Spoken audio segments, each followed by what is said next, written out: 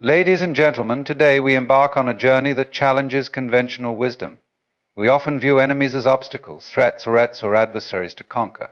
But let us question who truly is your enemy. And more importantly, what does it mean to destroy them? To answer this, we must redefine the battlefield not as a clash of force, but as a meeting of minds and hearts.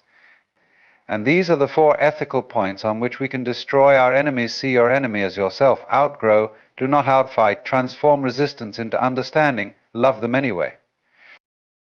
When we think of the word enemy, we often conjure images of opposition, conflict, or someone whose presence disrupts our peace.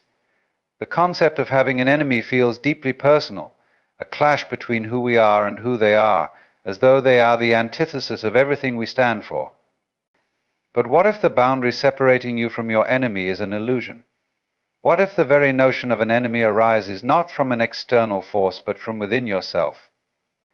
To truly destroy your enemy, you must begin by seeing them as a reflection of yourself, a part of your own psyche brought to life in another form.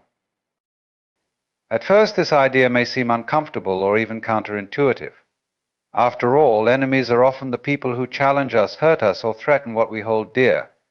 Yet, when you dig deeper, you realize that your perception of them as an enemy stems from something within you. It may be fear, insecurity, anger, or even the need to validate your own beliefs by opposing theirs. This isn't to say that their actions are justified or that they don't cause real harm. But the enmity you feel is often more about your internal response than their external behavior.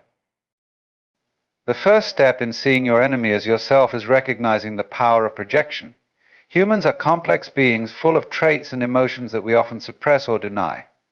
When we see these traits reflected in others, especially in ways that conflict with our self-image, we react with hostility. For example, if someone is arrogant, it may irritate us not just because of their behavior, but because we fear arrogance within ourselves or have unresolved feelings about it. The enemy then becomes a mirror, showing us parts of ourselves we may not want to acknowledge. The more intensely we dislike someone, the more likely it is that they represent something unresolved within us.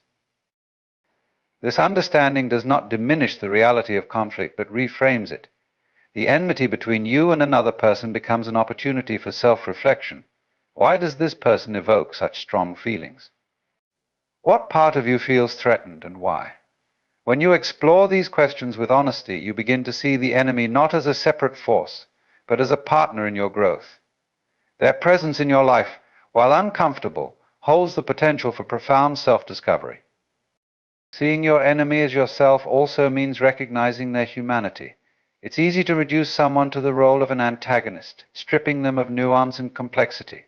We create mental caricatures of our enemies, defining them solely by their actions or beliefs that conflict with our own.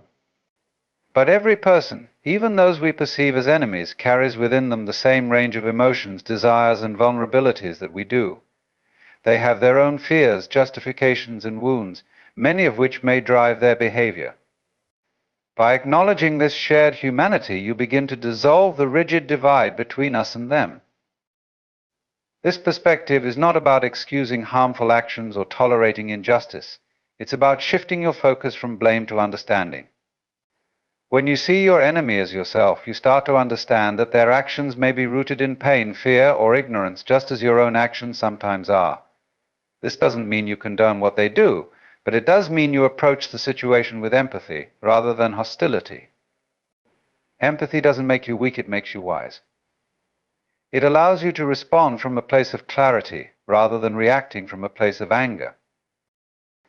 Once you see your enemy as yourself, something transformative happens. The conflict begins to lose its intensity. When you recognize that the source of enmity lies within, you stop feeding it. You realize that holding on to anger or resentment only harms you, not the other person. In many ways, your enemy thrives on your opposition. By refusing to see them as separate from you, you deprive the conflict of its fuel. The tension eases, and a space opens up for dialogue, understanding, or at the very least, peace within yourself. This shift in perspective doesn't come easily. It requires humility, courage, and a willingness to confront your own vulnerabilities. It means admitting that you too are capable of the traits you despise in others. It means letting go of the comforting illusion that you are entirely right and they are entirely wrong.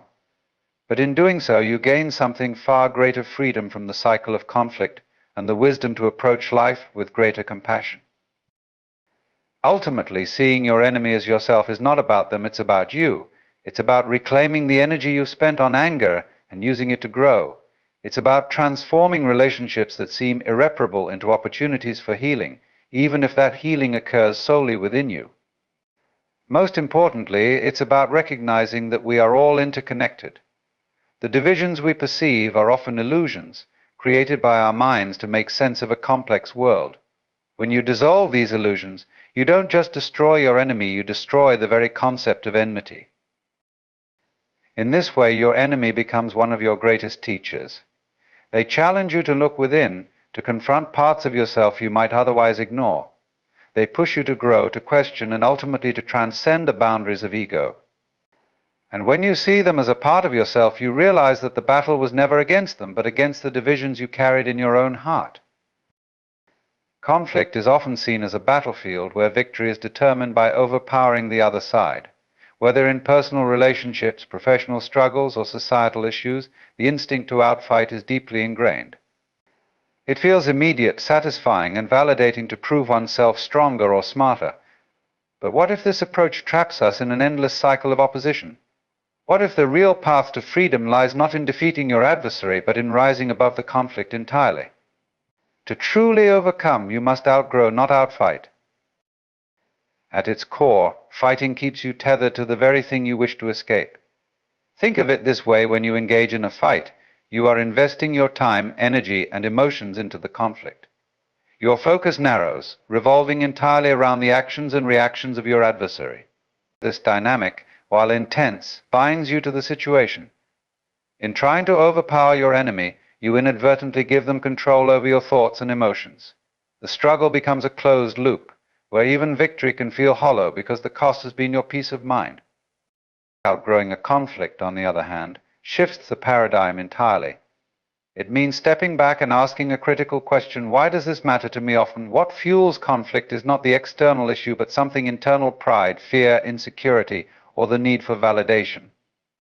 By outgrowing the attachment to these triggers, you liberate yourself from the cycle of opposition. The fight loses its grip on you because you've moved beyond the need for it. Outgrowing also requires recognizing the transient nature of most conflicts. Many of the issues we obsess over today will seem insignificant with time. Think back to disputes or challenges you faced years ago that felt monumental in the moment. How many of them still matter? This perspective doesn't diminish the intensity of what you're experiencing now, but offers a sense of proportion. When you realize that most conflicts are temporary, you can approach them with less urgency and more wisdom.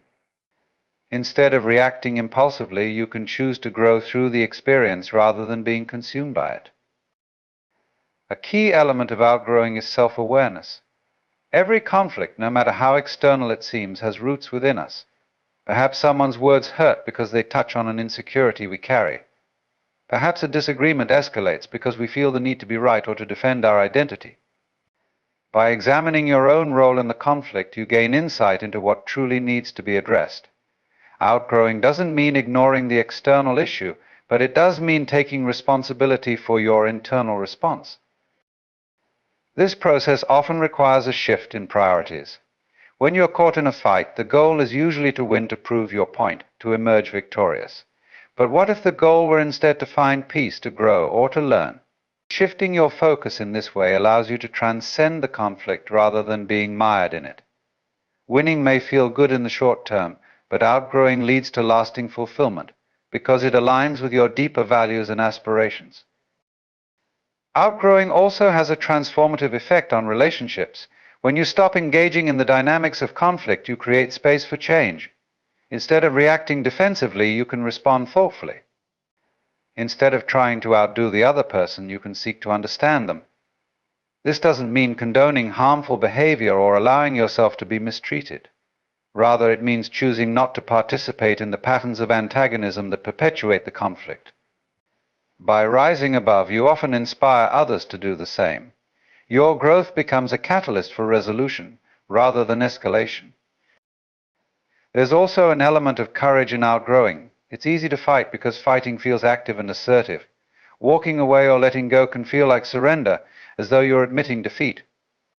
But true strength lies in knowing when a battle no longer serves you. Outgrowing requires the courage to prioritize your well-being over the fleeting satisfaction of being right or victorious. It's about choosing the long-term rewards of growth over the short-term gratification of conflict. Another dimension of outgrowing is the recognition that not all battles are yours to fight. Sometimes the conflict isn't a reflection of your shortcomings, but of the other person's struggles. By refusing to engage, you allow them the space to confront their own issues. Your growth doesn't just free you, it can also free others by breaking the cycle of reaction and counter-reaction. In this way, outgrowing becomes a form of leadership, setting an example for how to approach challenges with grace and wisdom. That to outgrow rather than outfight is not to deny the reality of conflict, but to approach it from a higher perspective. It's about recognizing that the true measure of strength is not in overpowering others, but in mastering yourself.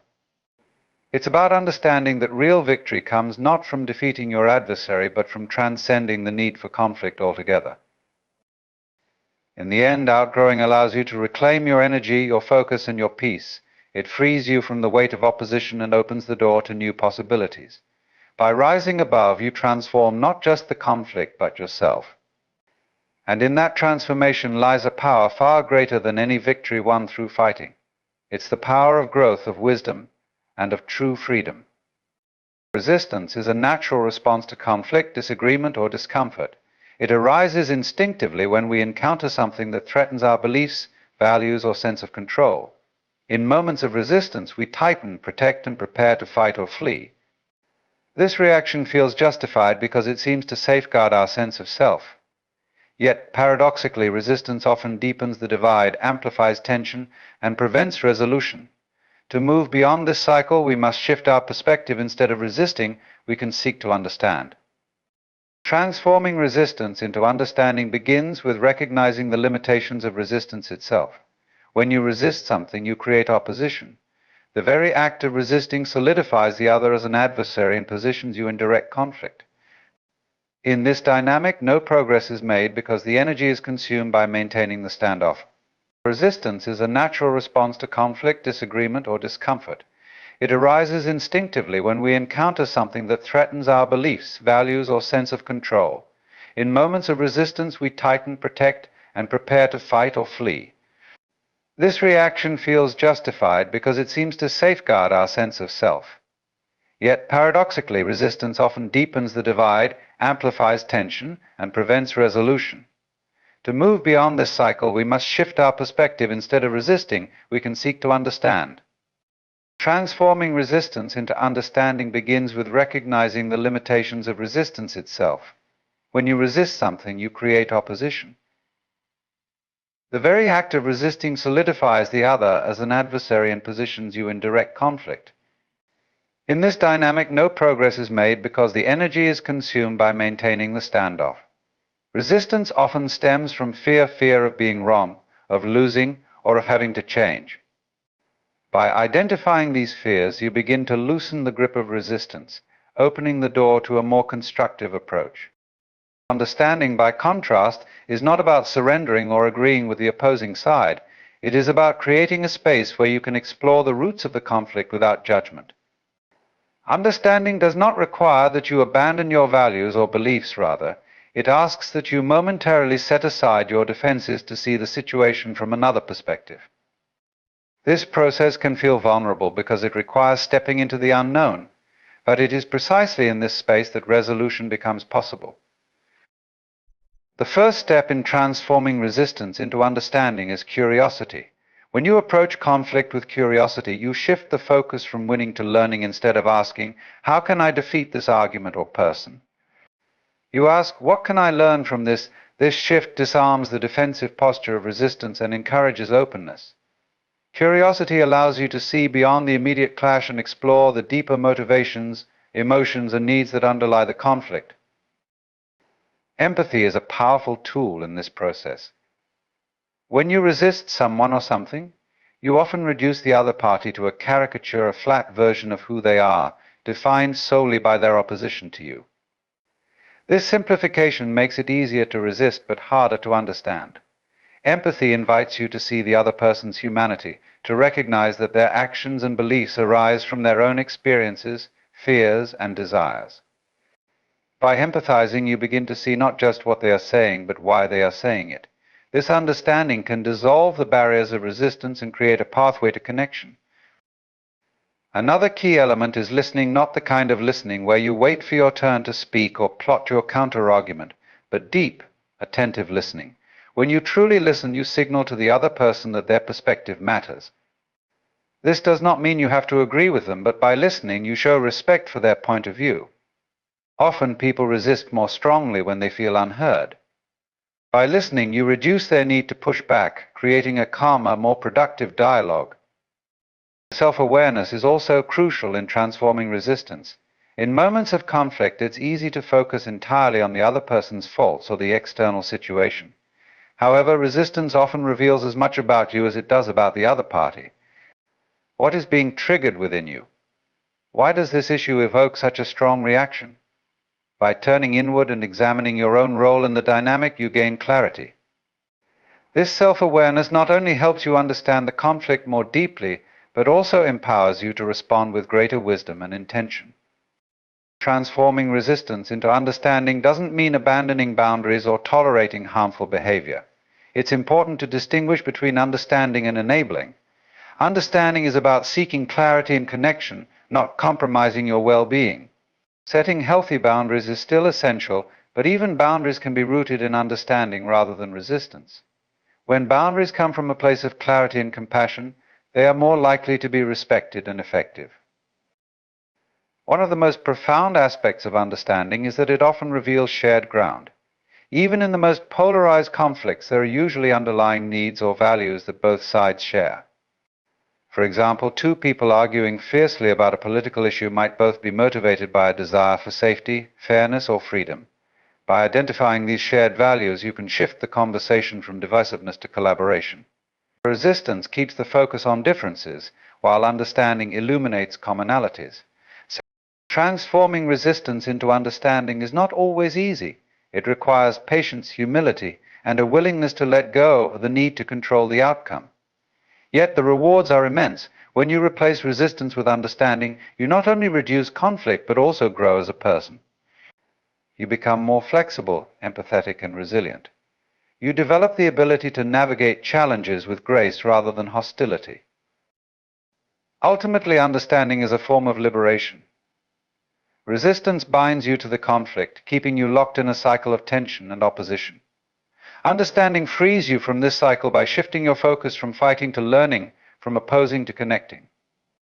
It transforms conflict from a battleground into an opportunity for growth.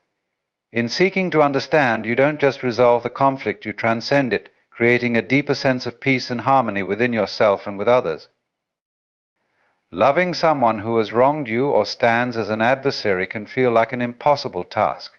When we face those who hurt, oppose, or misunderstand us, our instinct is often to protect ourselves, to harden our hearts, or to retaliate. The idea of loving them feels counterintuitive, even foolish. Yet it is precisely in these moments that love becomes the most transformative force. To love your enemy, or to love them anyway, is not an act of weakness or passivity. It is an act of profound strength and liberation that reshapes not only the conflict but your own heart. Love in this context is not about romantic affection, nor is it about condoning harmful behavior. It is about recognizing the shared humanity of even those who challenge us. It is about understanding that beneath the masks of anger, cruelty, or indifference lies a person shaped by their own pain, fears, and experiences. Loving them does not mean agreeing with them, nor does it mean allowing them to continue harming you. It means choosing not to let their actions dictate the state of your heart. When someone wrongs us, our natural response is often rooted in anger or resentment. These emotions feel justified, even righteous, because they mirror the hurt we have experienced. But over time, anger and resentment do not punish the other person, they punish us.